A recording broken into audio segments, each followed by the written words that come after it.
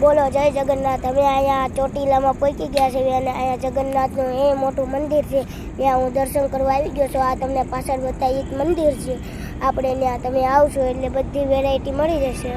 ખુરચી મળી જશે, પાણી મળી જશે, જમવાની સુવિધા મળી જશે, દર્શન આપણે થઈ જશે, લાઈટું બધું રૂમ મળી જશે, આપણે હોવાનો પછી બેડ મળી જશે, પાણી મળી જશે, બધું મળી જવાનું છે। તો અહીંયા હું મારા પપ્પા ને મમ્મી અંશુ એટલે કે મારો ભાઈ મામા મામી બધા આવ્યા છીએ। તો અહીંયા અમે દર્શન કરી લીધા છે, તમે જોઈ શકો છો। અમે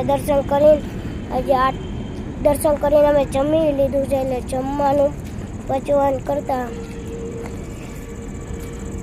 મારે હાલવું પડે તો હું હાલું છું। અહીંયા બધા જાજા લોક છે એટલા માટે, તો તમે જોઈ શકો અંશ ભાઈ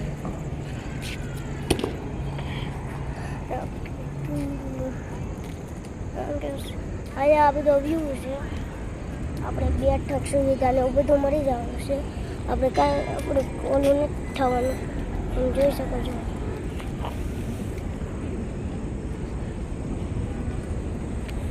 આ જમવાનું અહીંયા મળી જશે।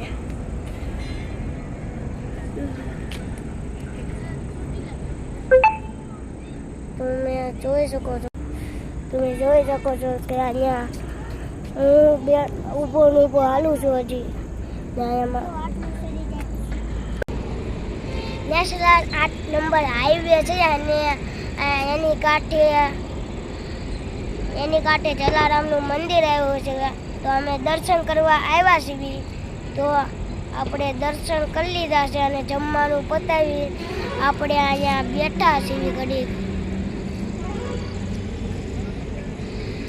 ઘડીક બધા બેઠા છે, તો છે ને આટા મારીને બેવીને એવું બધું કરીએ છીએ। તો અહીંયા ગુજરાતનું 8 નંબરનો હાઈવે છે,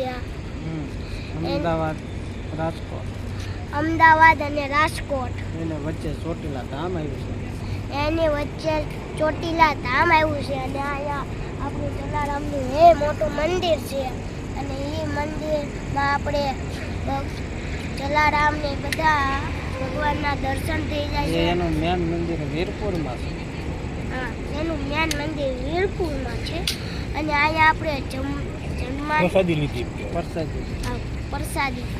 પ્રસાદી લીધી છે, અને પ્રસાદીમાં ખીચડી અને બટાકાનું શાક હતું, કઢી હતી, ઈટ કરવાનો, અને પછી જમવાનો સમય